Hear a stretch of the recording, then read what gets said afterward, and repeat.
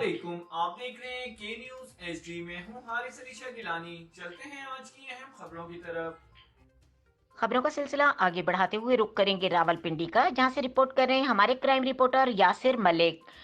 Mundra police की अहम कार्रवाई, दोहरे कत्ल के मुकदमे में मतलूब इश्तहारी मुजरिम गिरफ्तार। इश्तहारी मुजरिम रईस अहमद ने साल 2009 में अपने दीगर साथियों के हमरा जाती रंजिश की बिना पर फायरिंग करके 2 अफराद को कत्ल जबकि 2 अफराद को जख्मी कर दिया था। इश्तहारी मुजरिम के दीगर साथी कबल अज़ीं गिरफ्तार होकर चालान हो चुके हैं। एसडीपीओ गुजर खान की सरबराही में एसएचओ मंदरा और इनकी टीम ने कार्रवाई करते हुए इश्तहारी मुजरिम को गिरफ्तार किया। एसपी सदर के एसडीपीओ गुजर खान और मंदरा पुलिस को शाबाश। संगीन मुकदमात में मुलविस इश्तहारी मुजरिमान की गिरफ्तारी लवाहिकीन को इंसाफ की फराहमी में मदद देती है। एसपी सदर।